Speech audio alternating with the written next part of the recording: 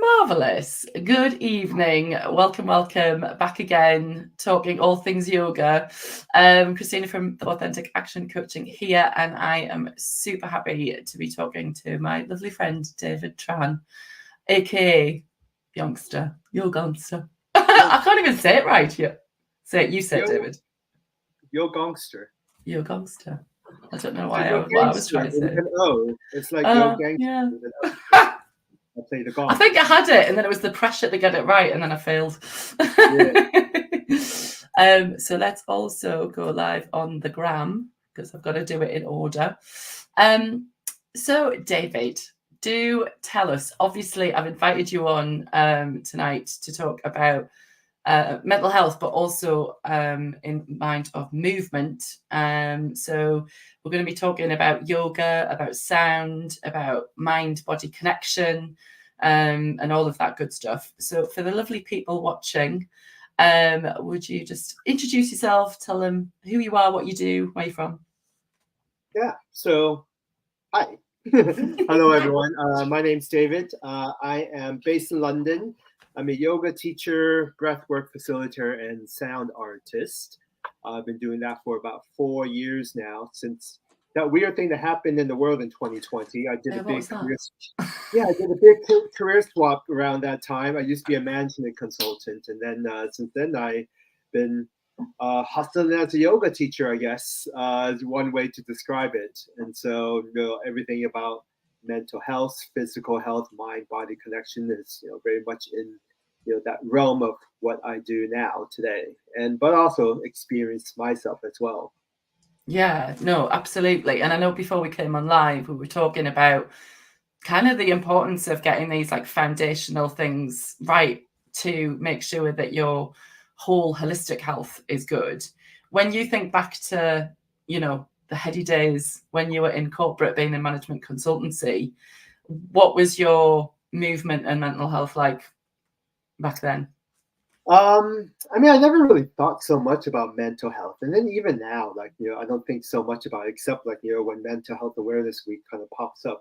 The way I describe it is almost like Black Friday for those of us who work. It is a bit, yeah.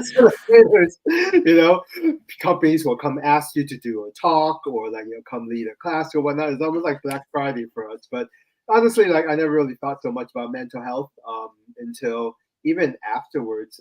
As a yoga teacher, I don't think about it so much. But now, I think this week, and especially this theme, is particularly interesting for me. Talking about it being movement and actually, I think a lot of times people think mental health and physical health are two separate things, but they're so interconnected, so intertwined. And so that's what's making me lean in a little bit more when oh yeah, Mental Health Awareness Week. That's, it's speaking to me a little bit more because it's linked to movement. So thinking back to my old life, I guess, I've always loved classes. I did a lot of classes. For my own physical health. I love kind of boot camp style classes. This is my new puppy, by the way. Hi, Bruno. Boot camp style classes, yoga classes. I did probably 2-3 classes a day. My boss used to be like, "I hear you're doing 3 classes a day. When are you doing work?" And I'm like, "Well, I'll go and do a class in the morning. I'll go to lunch, and I'll go in the evening." But even then, I kind of felt like I was doing doing it to the point of obsessing about it and working out. I mean, I love the class environment. I love the community aspect of it. I love being taught. But if I think about my own practice, I was probably working too hard, even within my own physical practice, and not listening to my body enough. And I just remember in one of my yoga classes I'd done probably about 10 or so years ago, the teacher was like, "Oh, I can kind of see that you're kind of learning to scale it back a little bit." And so even with physical health and movement, there is danger of people not really taking it as a mental practice, that's all physical. And so for me now, it's I still do a lot of classes. Some days I do 2 or 3 because I do have the time. Yeah. But it's it's being a bit more mindful of it and listening to your body and understand that we have 2 brains, one up here and one down here in our gut. And I would say movement for me through yoga practice, but then also like through kind of learning new skills like handstands and kind of all this crazy acrobatic shit that a lot of yogis do, Yeah. which I thought I can never do that. And that actually, I'm learning so much about myself Oh, through cool. that, through those practices. Mm. Handstand, I still cannot nail, a handstand away from the wall, but like I am learning about like how things may bother me, something else might come up like a couple of days before, and it'll be stuck in my mind. And then when I go to a handstand class, I actually didn't realize it, but whatever was stuck in my mind was following me into that class, and I'm Mm. confident. I'm not practicing. It happened. I mean, this happened like about a month ago when something was stuck on my mind. I was doing a class, and teacher was like, "What's going? Did you go out last night?" I'm like, "No." She said, "Something's going on with you today. You're a different person today than you were 4 days ago when you were here. You're not. Interesting. Your confidence is somewhere else." And I realized like, oh, actually, there was something that was bothering me in my mind, and that was getting to me. And then once I realized what that was, I was like, you know what? Do not give a fuck. And then once I kind of told myself not to give a fuck, I like, kind of 2 seconds. I was like up, balancing Yeah. on my hands, and she's like, there you go, you're back. And so, like, Mm. doing these practices, moving, I'm learning that actually, like, your mental, physical thing, it's all connected. It's all your mind. And as a teacher as well, taking myself out of the equation now, like I see it every day, in my work. I get people to move. It's like I can see so much. And like how people move their bodies, how they listen, what's going on with them, what their eyes, um, what their confidence level, whatever stuff they're bringing into their practice. I see it all, and it's fascinating. I find it really interesting. Um, Yeah. and for my own benefits, like I'm learning so much about That's myself, amazing. and at my age too, being my almost mid 40s.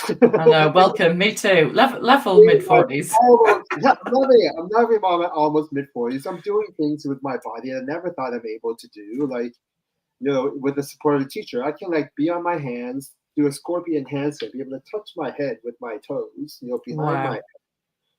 Like I never You're like thought a I was. contortionist. Yeah, I never thought I was able to do the shit, and now I can. And it teaches you a lot. Moving teaches you, and as human beings, that's how we know we're alive. That's how we engage with our Yeah. world around us. It's funny because when we met, so for people who don't know, because we should have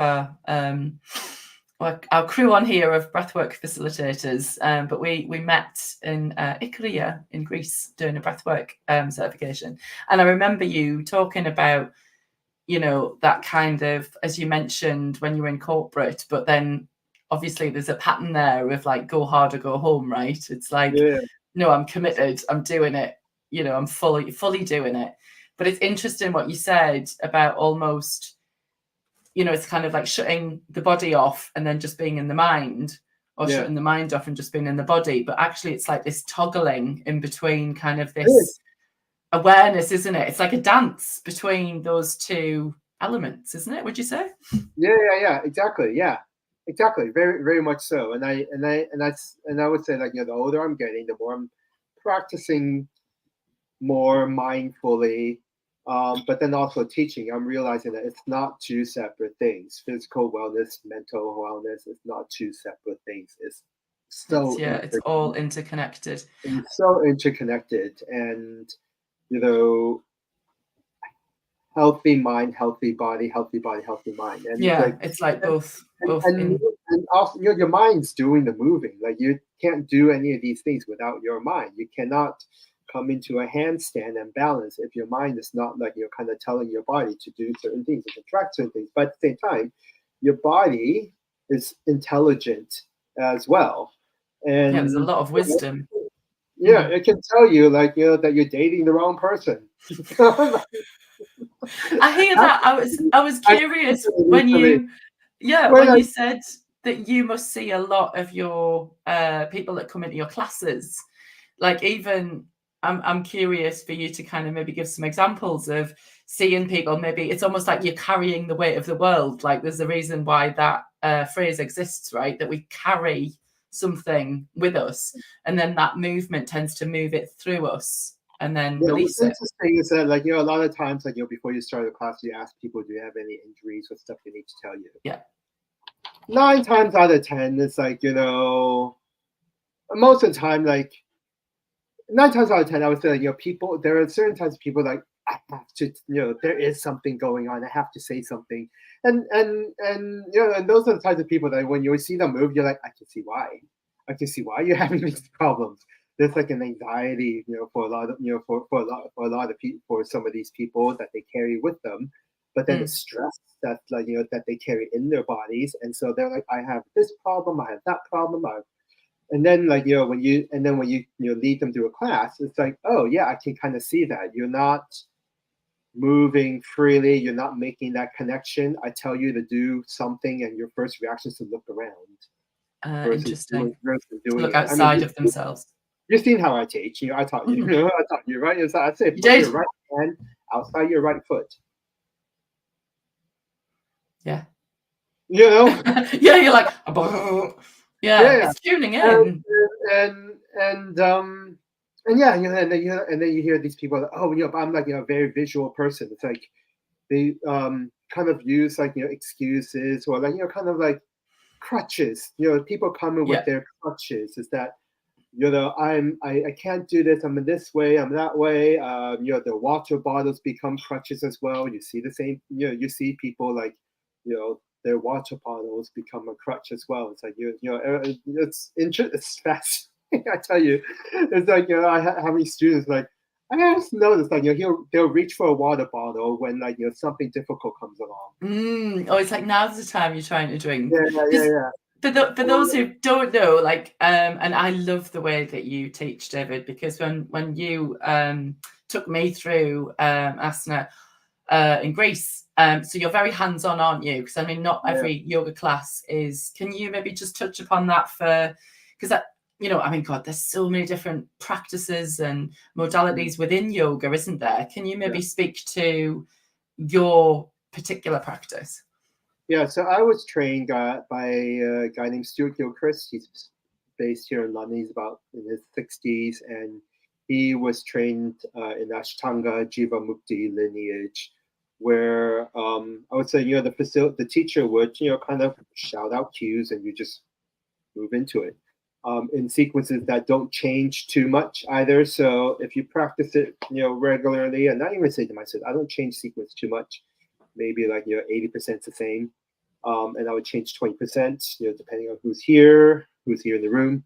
But, you know, that sort of gets you out of the what's going on, looking around, what's coming up next. So it's causing your mind to kind of, like, you know, do a bit of, you know, kind of work now, like looking, trying to follow along versus like listening.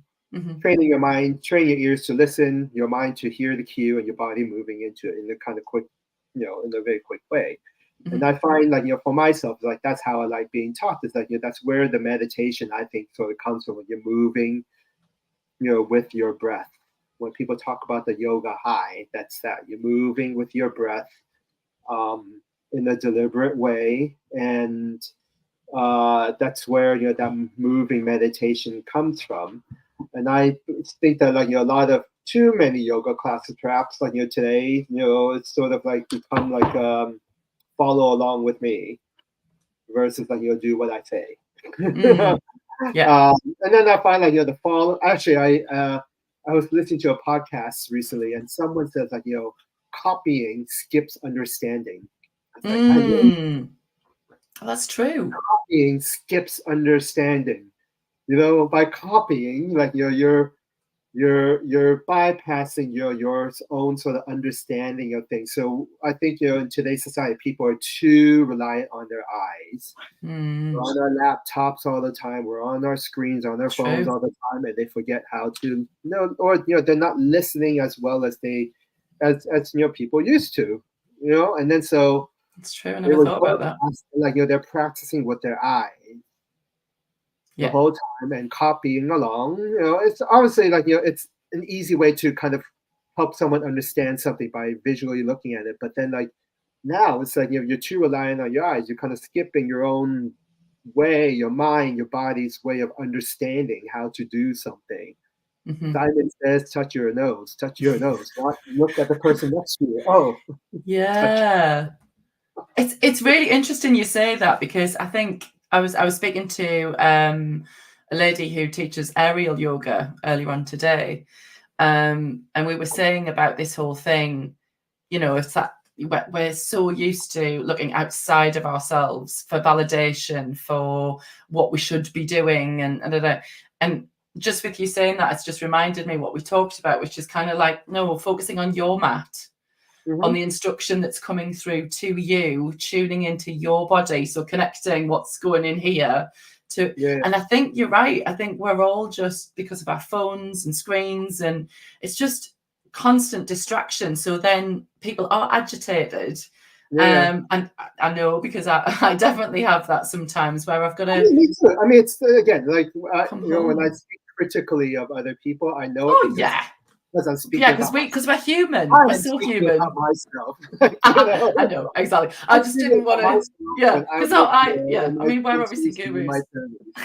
I'm Yeah, speaking about myself when I'm in my 20s and my 30s. I have I have my Apple Watch on, counting my calories, because I need to earn those damn points, because I got this watch for free from the insurance company, and if I do not like yeah, have my heart rate up for the blah blah blah, I will have to be charged for the stupid phone, for the stupid watch.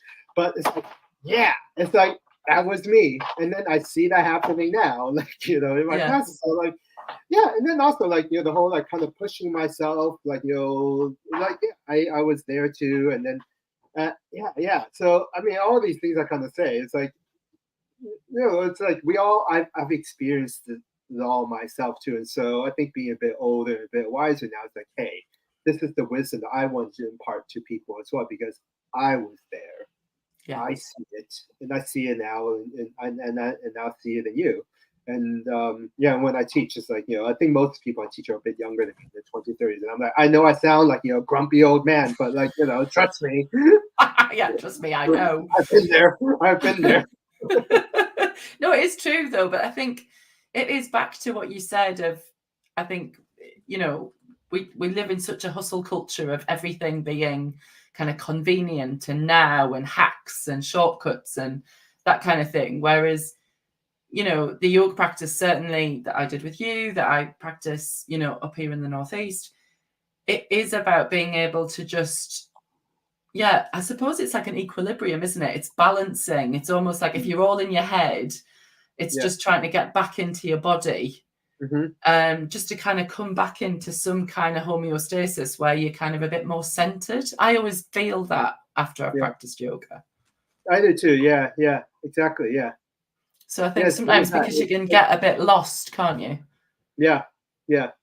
And yeah, and I think like, people can't get lost in a yoga class. Not, I wouldn't say like, every yoga class people like, but it's like, yeah, it's focusing on your own, and like, practicing and moving. I mean, at the end of the day, like, you're moving and breathing, great. But like, can it be better? Probably. If Mm-hmm. you're a bit more mindful, and at the same time not be so distracted by what's happening around you, people Mm-hmm. next to you, comparing yourself, Mm-hmm. or even being hard on yourself. Like, oh, everyone feels a bit different every day as well. Mm-hmm. Um, but I'd say, just keep doing it. And actually, it's not even like, within the practice. It's actually people who are not practicing because they're intimidated. They're not moving. That's just not they practice yoga. Moving, they're not moving because like, they find these practices when, all these sort of things like a bit intimidating. Mm-hmm. Well, that's why they're teachers, and that's why, and I know a lot of people that, oh, I feel so, it's kind of out of place, and Yeah, you see self-conscious. they find the video or whatnot, but then, you know I'm a teacher, and like, I work with such amazing facilitators and teachers. Well, like, we're all out here to help people. Mm-hmm. Like, I think, this is why I love classes. And before I became a teacher, is that like I just want to show up and just tell me what to do. Yeah, to take that out of I trust you, and I will move because I trust because you're good at what you do. Yeah. There's a little bit of surrendering in there, isn't there? Of like, I'm just in this space and I'm just going to move. I don't have to kind of force it. I'm just in it. It's funny. You reminded me of, I mean, obviously there's over the past few decades, we've just seen yoga explode, right? And how many people do practice it, which is beautiful. But I remember I've had probably a few people say to me, especially people who maybe do more gym workouts and less kind of things like yoga, that I'll hear people still say, "Oh, I'm not flexible enough to do yoga," and it always makes me smile because I'm like, "But that's why you do it, to become flexible." It's like. I mean, I blame yoga teachers, yoga industry for putting all those images out there, like Oh, you're like, yeah. Do things for likes. Yeah. I mean, we live in the social media world, right? So you have to kind of put very impressive stuff out there so people will like you. Yeah. What happens is that like it just scares the hell out of the people. Well, yeah, because then you're too apprehensive. But I keep saying to beginners, like, well, you will never become more flexible unless you do it. Or in the forward fold, I can't do yoga because I can't touch my toes. Like, well, it's not about being able to touch your toes, but maybe you'll be able to touch your toes. Not today, not tomorrow, not next week, not next month, but maybe in 5 years, maybe 10 years, but you'll never be able to do it unless you start. And so, do yoga, bend your damn knees. Yeah, there's ways around it. Adjustments. Bend your knees, and it's okay. It's okay to bend your knees. Bend your damn knees. Yeah. You don't have to be in this. I think I'd see a lot of people like almost overstretch because they're trying to look good, as opposed to, again, listen to your body. And if your body's screaming at you, hamstrings. It's like I find a forward fold difficult because like outside of yoga, I do squats, and I've kind of seen that the more I'm squatting, the less flexible I am with yoga. It's fine. I do the both. It's good to like balance things out. Strength and it's not being able to it's not it's cross disciplines. Like you're doing different disciplines, so like you'll learn more and to strengthen yourself, but then at the same time learn more about yourself. I mean, I started running recently, a few months ago, and I hated running before. I just was traumatized from running the mile in the 8th grade, or was it the 7th? I don't know, 5th grade. When you were younger. I had to run the mile. I think I did it in 13 minutes. Which meant like I probably ran like an 1/8 of it and walked the rest of it, and and was like pretty traumatized from it. And every time kind of running comes, but no, I don't run. I can't run. I'm not good at it. A bit asthmatic. Am I? I don't know. Don't know, but like I do have I'm not like a great breather, but I kind of applied the same thing to running. It's what I do when I tell people with yoga, just fucking do it. Yeah, just start. One foot in front of the other. No one's looking. Yeah, no one is. Yeah. And breathe through your damn nose. Yeah. So breathing, I mean, you and I did a breathwork training together.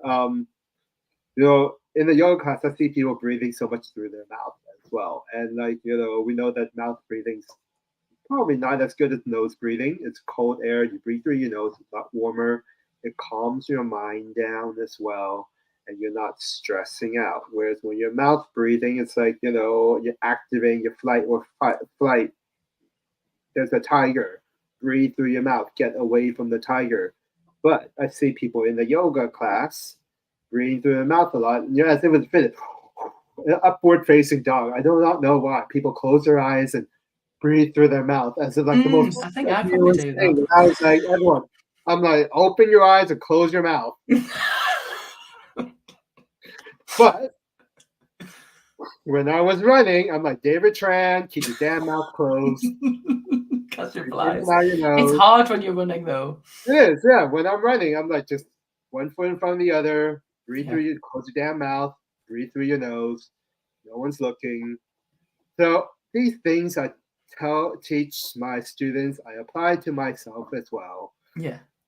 Especially when it comes to running. And then And then I was so surprised, like on my birthday, I was in Cornwall, and I decided, oh, I'm gonna put on my running shoes and see how far I can go. I ran from Penzance, where I was staying, to St. Ives, which is like about a half a marathon. I was going to say that's a bit of a distance there, Yeah, David. it Wow. was like 13 miles that I ran Jeez. through like countryside, and it was raining. It was awful. Like I had, but like had a blister in the end, and then the next day I had a bit of an injury in my Achilles, and I was kind of looking it up. It was like, yeah, this is quite common with middle-aged men who don't train properly, and like. But you're out there doing it. I was You're like, out there doing it. yeah. But I would see if I can do it. And it's like, you know what, I can. So I do have Yeah. like, I will. I take running's been put on pause now for a moment because of the puppy. Yeah. But after I got the puppy, because I was running, when I started running, I was like, my last dog passed away about 2 years ago. And when I was running, I was like, Gilbert, my last dog, would have loved to run with me. Yeah. Have a companion to run with me.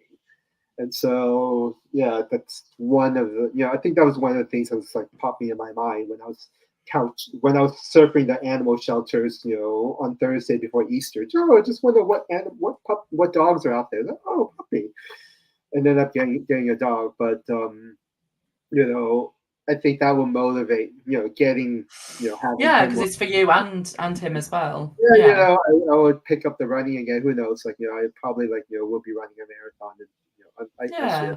But again, it's just all about, like, back to the mindset thing, isn't it? It's kind of like riding that wave of like anything that you're then carrying, you're helping your body like process it and move it through you to release it. So we're not kind of sat sedentary weighing it down, where you're just constantly running. But it sounds also that we can kind of overdo it if we're not careful, where you get like almost addicted to it and you don't sit with things in your mind, or you sit with it too much. So it's just trying to get that balance, it's right? finding that right. Yeah, it's finding that right It's like a balance. pendulum. And but it's starting as well. It's just start and do and just get advice from people as well. Talk to I people. mean, there's so much stuff out there now. Oh, there is. Yeah. I think that's probably where people have a bit of a minefield. But I think, that's why, I mean, it's really good that this is a theme, right? Because I think sometimes we can sometimes either overdo it or massively underdo it. And then sometimes it's just that reminder to kind of go, oh, I can just start again. Like tomorrow's a fresh day.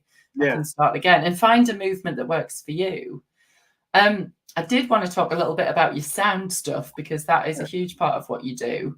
How does that link in between the movement and the mind stuff, would you say? I mean, I attended my first sound bath probably about 6-7 years ago. And I remember like when my friend invited me, do you want to do a sound bath? I'm like, no, I don't do that weird shit. Power yoga. Now you do all that weird shit. I do power yoga. I don't do that, weird, weak shit. And then I attended and I was like, oh wow, this is the first thing that was able to shut my mind down. Even with at the time, even with the yoga practice, I'm thinking about other things. I'm thinking about PowerPoint. I'm thinking about things as I'm sort of I mean, again, me, being critical of other people, it's because I'm also that person. I'm practicing and my mind's on something else. But I'm able to like kind of like multitask in my mind. My mind's always working. But sound bath was the first thing that was able to like just shut it down. Not even shut it down, but it's like any thoughts that came into my mind, it just blasted it out. The gongs, the frequency, the vibrations just kind of took it away. And I felt like, I would say like, the way I experience it is like as if I'm flying through space. I can just see white light just like, washing over me, quieting my mind down. And that was the only thing that ever worked with shutting my mind down. My mind, since a young child, was always working.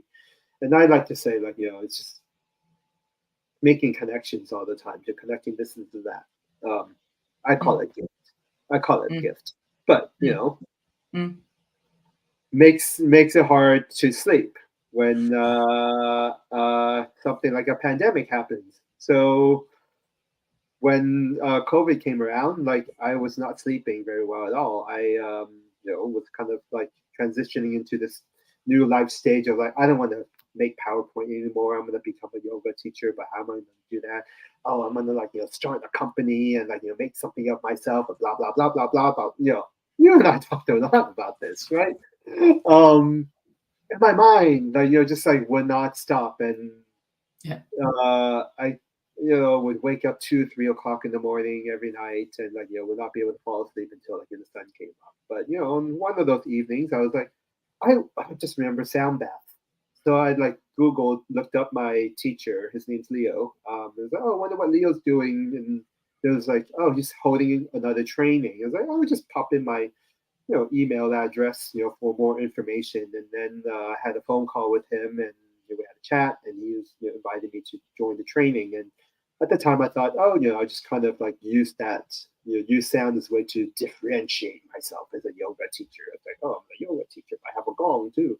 It was quite, but it sort of opened this whole new world and door for me. I realized I'm not, I remember him asking like, whether I was like musical, do I play instruments? Like, no. Do you perform? No, not really. I like singing karaoke,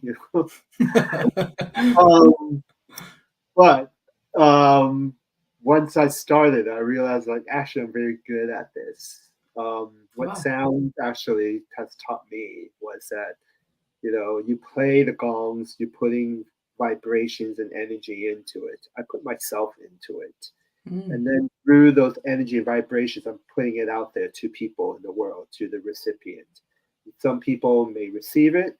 Everyone's going to receive it. Everyone's going to receive it differently. Yeah. If you receive it, be receptive. Some people won't, and it's okay. And, when I think about the work that I do, it's so represented into sound as well as that, everything's vibrations and frequencies at the end. Everything's vibrations at the end of the day. And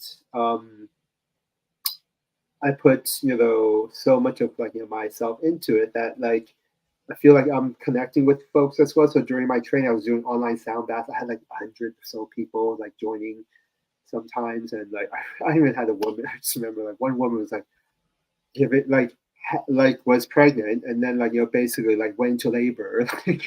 Oh my God. I'm headed to the hospital now. I was like, all these strangers, I have like no idea who these people are, but like, I'm kind of putting it out there, I'm putting my energy out there. People are telling me like, oh yeah, I feel so connected to you and the energy, great energy.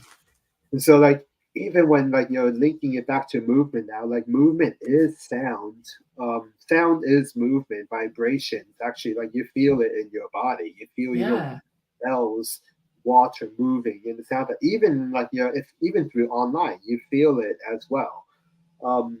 There was there was a show on Disney Plus with National Geographic, something like that, and they were kind of exploring like, I forgot what it was, but was Will Smith like narrating? I don't remember, but they were kind of like doing some experiment with these dynamite or something in Mexico, kind of showing how like sound and energy and this like, kind of movement. It was fascinating. I was like, oh yeah, that's kind of what I do. That's kind of what it is with the sound, with gongs, the vibrations and frequencies, kind of putting it out there.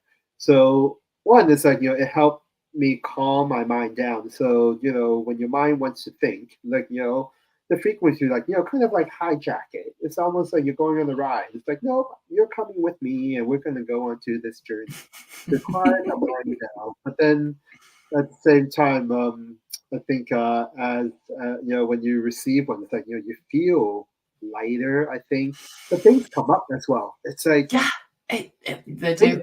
Things come. I had someone who'd been attending one of my sound baths, one of the students where I taught, and like I don't remember her or anything, but like 6 months later, she saw me at the cafe. She's like, I wanted to tell you something. I went to your sound bath here like 6 months ago, and I went away on holiday, and I felt so ill. I was violently ill, and I was cursing you out to my friends that fucking sound guy did this to me, and I was, and then. But after that, like I felt so much better. I was like, I have no idea. Yeah, you obviously moved something through her. I have no idea. To come up like, and leave. But she's like, but I felt so much better, lighter after that.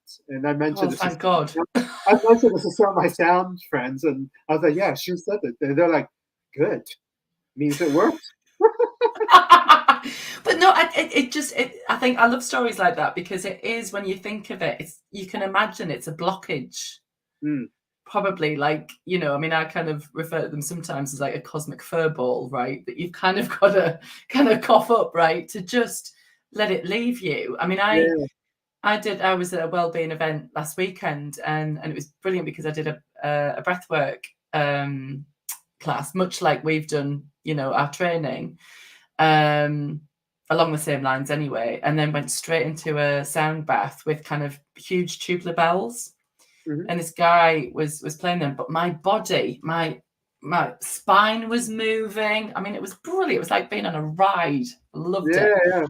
And It's letting go of control. Like it's surrender. I was going to say yes. Surrendering. Yes, surrendering. And I think, you know, everyone needs to surrender a little bit more. I think that's probably, and it's back to, you know, you've got, I'm not flexible enough to do yoga, or you get other people who kind of almost are stuck in this control, that they need this control or sense of control. How would you differentiate? Because I used to struggle with the whole concept of surrender. I kind of get it now, but how would you, what's your journey been with surrender? I'm curious. I mean, it's interesting it's mentioned that, so my teacher, like, you know, you're a humble warrior when you're kind of in a wide leg stance, trying to bring the top of your head onto the floor, your arms over your head. It's like, you know, your head will touch the floor if you surrender.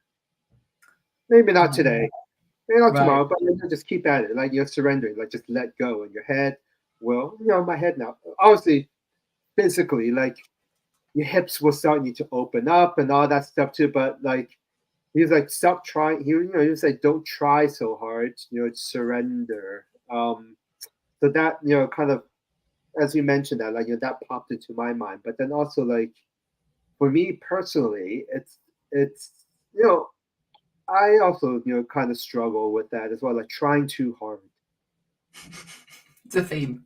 So many of us try too. I said try. Stop trying. I'm very black and white. And so the older I'm getting, I'm trying to, like, you know, being a little bit more kind of balanced. And then I like don't do anything at all, or it's like full throttle. Don't try. I'm not good at it, or I'm trying, or you try too hard. So, but like, you know, when you like kind of find that right balance, it's like you're kind of surrendering and letting go a little bit, and trusting yourself, trusting the universe a lot more. And like, you know, that weight, that tension in your body, the lift, it's the softening. Softens, but then you kind of get stronger as well, you know. It's like a paradox, isn't it? In a way, it's not a giving up; it's like a giving over to. Yeah, because if you're at full throttle, you're trying too damn hard. That's when you break. That's when your body breaks. I mean, when we last saw each other, like, I was like at the end of another burnout. Like, you know, it seemed to like get there once a year around the same time, but I'm aware of it. Yeah, I can see the pattern now. Yeah. I see the pattern. And you know, and it's, you know, being kind. Yeah, just being kind to yourself and being, and just having that self-awareness as well. And so all these practices, you know, I mean, that I do, yoga, breath, and sound, has helped me so much, and that's why I love teaching it and facilitating it. I don't see it as a job, you know. It's a calling. Yeah, it's a calling. Yeah, it's just a thing you're called to do. You know, I teach what I know as well. Like, I don't kind of venture off too much and, like, you know, what I don't know. I teach what I know, what I like, because I know it works for me. And you know, it's like sound. It's not so, you know, that weak shit. It's like, it's been so powerful for me, and like, you know, just for my own, you know, well-being, my own therapy, my own healing as well. Like, understanding about, like, you know, my energy and my relationship to, like, you know, people and things in the world through sound, through, you know, through that analogy of, like, you know, what it represents and what it is. I have like 9 gongs, and I used to name them because I can see parts of myself in them. So I have a gong that, like, you know, reminds me of, like, you know, when I was, like, you know, a young little boy, a bit kind of shy, timid, needs a bit of time to warm up. So, you know, when you play him, it's like you have to, like, I love that. Yeah, you need to. Yeah, come meet my gongs. I'm telling a story Come back about to my. mine and meet my gongs. Yeah, it's like he needs a little bit of like warming up, but then once he warms up, it's like it's thing like you make the most melodic, beautiful, complex sound. I have another gong, which reminds me of like one of my nephews actually, but it reminds me of like another part of me, which is like always reliable. You tap him a little bit, boom, power. Mm, I I love named him that. Oakland. I named him Oakland 19. Oakland because I'm from Oakland. 19 because I got it around COVID, and it's like kind of like this powerful boom sound. But like can like be a bit jarring if you like use them too much. It's like, Oh, it's but quite, yeah. that gong, and I have another gong that reminds me of like the curious, adventurous part of me. That it's a bit kind of it's an earth gong. Basically, it has like all these bumps on it, so it has like all these mini gongs. It looks like a gong with with lots of pimples. Right, pimples on it. Yeah, yeah, yeah. Yeah, but it's like those are all like mini gongs, and so like it has like really weird, strange, like ethereal sort of sound, Mm. like kind of. But it's like, oh, that kind of reminds me of like the kind of bit of that adventurous in It's like me, and multi-layered and just, yeah, yeah, yeah, what's yeah, going yeah. on? So I have like, and I have another gong that was like has a heart on it. The one that I brought actually to Oh, Korea. yes, yes, yeah, I remember the one with the heart on. Yeah, yeah, and that one's like actually reminds me of my last dog. I mean, I had that gong when he was like quite ill, and actually played it for him a little bit. Mm. And that's one that I would use over people when I kind of do hand Yeah, work. so it's kind of more their heart chakra kind of. Yeah, yeah, yeah. And I actually like someone asked me like oh, what's that gong that you use? I was like, it's a heart gong. They were like, oh, because I really really felt it in my heart chakra. And I saw it too when with this guy. He was just like his fingers were here, when I was playing that gong. So yeah, it's all these gongs that I accumulated also like kind of represent like kind of different parts of me that my energy that I kind of put out there into the world. I love that so much, David, because and I can't remember whether we had the conversation about parts work like IFS, which is kind of that whole Yeah, thing yeah, about all of the parts of you that we're all different parts. And I love that you've named your gongs and that it yeah, brings in a different frequency, therefore a different emotion, therefore a different side of you, but they're all of you. I love yeah, that. yeah. I love IFS and parts work. Yeah, it's such Well, a, yeah, my gongs are like different parts of me. I love that. Um, And then it's almost like you're accepting them and you're using them for purposefully to kind of say, right, if I want to evoke this feeling, yeah, then I'm going to bring this gong out. But if I want to evoke this feeling, and then it's just a myriad of, and then people will take what they want from it and it'll resonate, it won't resonate. Like it doesn't matter. It's just there for the experience of what it yeah, brings up for people, which is yeah. magical. It's just such an experience. And then, Yeah, yeah, and so for me as an artist, when I yeah. play them, it's like, oh, that's self. I never thought of that. Thank you, Christina. Like, I'm not thinking of that now. Like, when I play, that's myself playing. Yeah, yeah, it's kind of like the self part of IFS. Yeah, yeah, yeah. Yeah. I mean, for All of anyone listening who doesn't know what we're talking about, IFS is called Internal Family Systems. I am going to put a little link in because it's amazing. So it's a type of therapy, but it's about us all being multiple parts. We're not just this one personality. We're a bunch of personalities. And it is about being compassionate, right? And loving towards all of those parts. So much so you name gongs after them. I love it. yeah. But then even like during breathwork, I saw all those different parts. Yeah, true. True. Yeah. They all come out to play. That Oakland 19 gong was that session that we did with the mirror. Oh yes. Oh Remember yeah. that? Yeah. I remember hearing you throughout that Yeah, practice. that was like The walls hysterical walls laughing. are shaking. Yeah. Oh yeah. It was like an earthquake. But it's so funny to me because you just said earlier, it's like when you look back at you like 7-8 years ago, similarly to me, right? I used to be so skeptical on a lot of this kind of stuff. And then what I love about it is if you're open to it, if you're curious, if you're a little bit curious and you have, an experience to it, then it slowly like opens you more and more and more. So it's very interesting to me. Like, what would David now say to David like 10 years ago, if anything?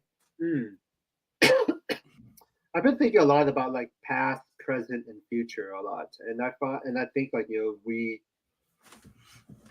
don't spend. I mean, we're it's everyone. It's we all know it. Like we're not present enough.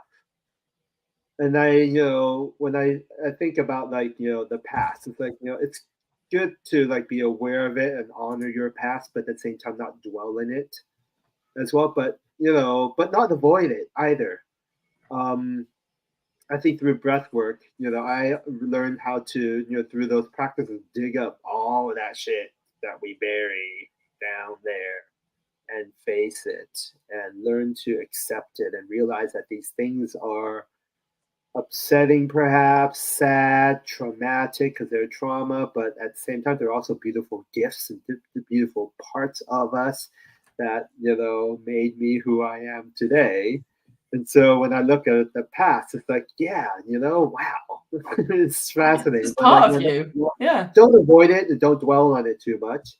But then I would say, like, talking to myself, other versions of myself, don't think so much about the future either. And I would say, as far as I was young, I was always looking ahead about like what a better life would be and trying to create. And my parents were the same way. Like I think I get from them. They were refugees and immigrants, and came from a very traumatic past. And so they felt like, oh, if we achieve a certain this and that, we will be happy or we will be safe. And that's been ingrained with me so much as well. Yeah. Oh, if I go to that school, I will be happy. I move to New York, I'll be happy. I get that job, I'll be happy. And like, I've had so many achievements in my life. And like, once I'm there, I'm like, is that it?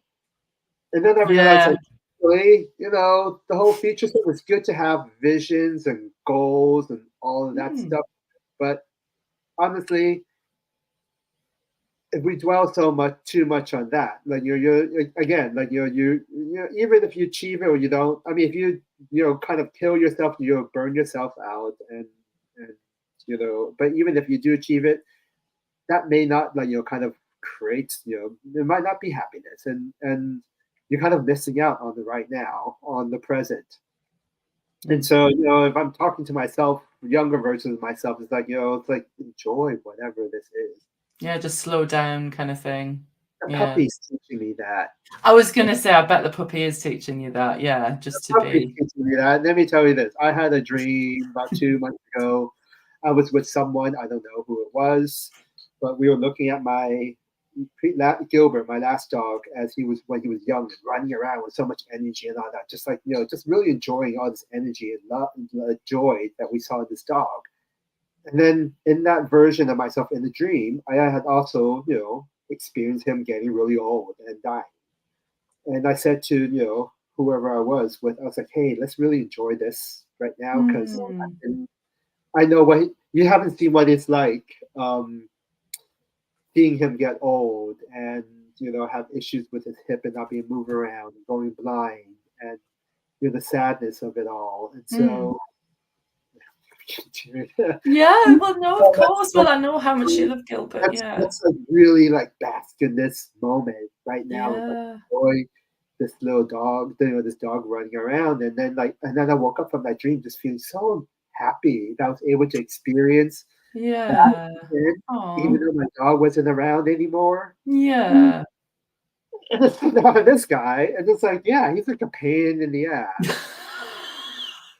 I'm cleaning up like you wouldn't believe, 4 months in. And as I'm cleaning it up, I'm like, buddy, you are so lucky that you had an older brother. Oh, yeah. Oh, so much. Yeah. That's beautiful. Of just taking both. Enjoying this moment, what you are, what this moment is right now, not whether you're a good dog or a bad dog, or am I messing up my training, or what's what, it's like, yeah, if it's part of it. It's just part of it. It's part of life. And yeah, that's where I'm at, puppy life moving. Yeah. And It's all gravy. It's funny. It's almost like what I'm hearing you say is even clearing up dog shit, you can find some element of acceptance of of course, like, yeah. this is all part of it. It's fine. Yeah, and it's like, It's all yeah, cool. don't get upset at him. You get Yeah. upset at me. No. It's like, okay, yeah, he has an upset tummy. If I hear him scurrying around at 1 o'clock, I should be getting up. But no, I decide that I need to sleep in. So I brought him into my environment. Yeah.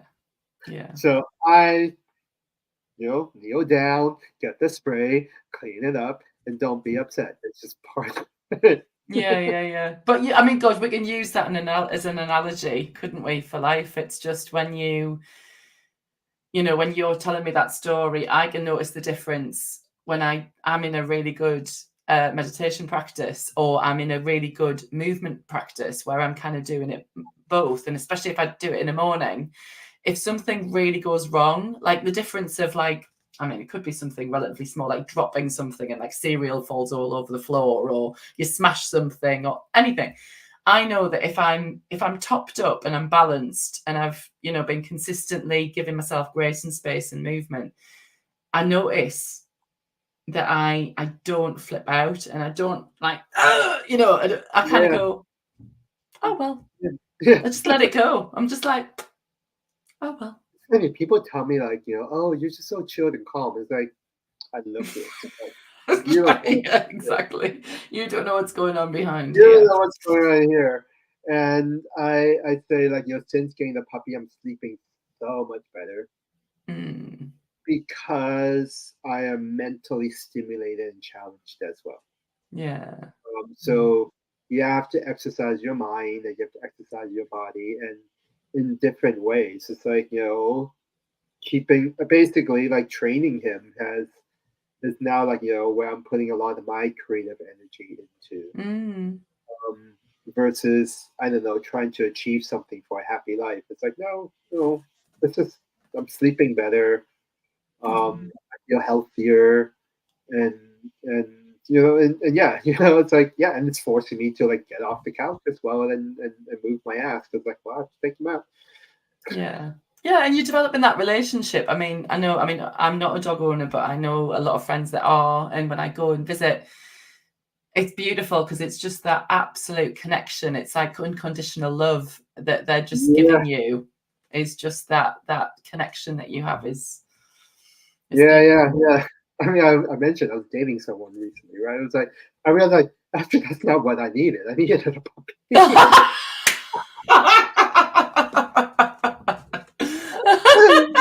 You're like that. No, it's not another man I need. It's a puppy. Yeah, that's what I needed. I and it's like movement taught me that. I was having dinner with this person after like a practice that I had, and it was and a younger yoga, so it's not even very dynamic, but it's like No. Mm. alignment and but like the practice was called the emotional practice, and the teacher said, I told her like oh yeah, I had this after practice like I had dinner with someone I was seeing, and then like I just like, was feeling it in my body that this is not working out, and so we Mm. broke and I we broke up, and she's like it's interesting because when I teach on retreat, people are like crying and like all these all these are kind of big emotional releases and stuff.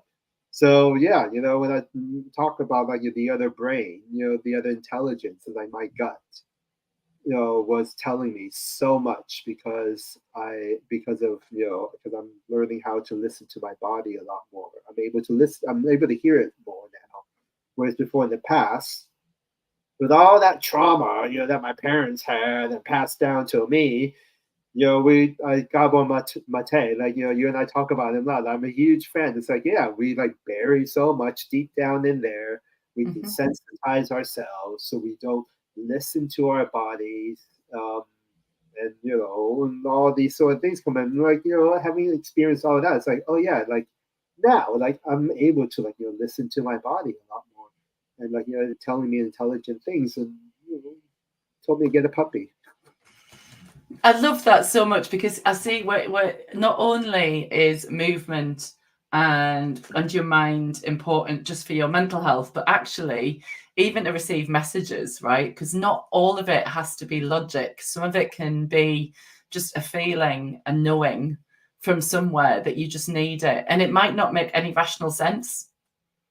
It might be just this. People say, let's trust your gut, right? Trust your gut. And like, I had no, I mean, do you know? I mean, now I know what that means, but like, my gut, probably not the healthiest thing. Yeah. Look at my skin right now. I have skin issues, and it's your gut. And so, it's that's a whole other. That's a whole other. Well, yeah, I was going to say we can take it in lots of directions, but I suppose it's that instinctual part of you, like back to like where are you making decisions from? Are you making it from somewhere that just, I don't know, in the core of you, it just, you feel compelled to do something, as opposed to maybe you're overriding this because it makes sense, or somebody else is telling you to do something. Yeah. Oh, wowzers. Oh, it's been so lovely to catch up. I'm going to let you have the rest of your beautiful evening with lovely Bruno. If anybody wanted to contact you or come to one of your classes, you're based in London, aren't you? So, and you do lots of London. I live in East London, so I teach about a 20-minute radius from where I live, because it's good to have boundary. And so you can find me on Instagram at Yogongster. I teach yoga, I do breathwork sessions, and I do sound at 3 studios: BLOK, Sauna and Plunge, and Gymbox. But my timetables are my Instagram story highlights. And, you want to have a chat, just message me. Love to have a chat about anything. Love talking. I love it. Well, thank you for imparting your wisdom, but also just all your passion, David. I mean, as soon as I met you at the breathwork thing, I was like, oh yes, he's another kindred spirit. So I've really enjoyed our conversation. Thank you. And we'll make sure that there's some links and all the rest of it, so if people do want to find out more, then they can. But thank you. Thank you. I'm gonna stop the live on good old the gram. Thank you for everyone who's joined us, and then I'm gonna stop it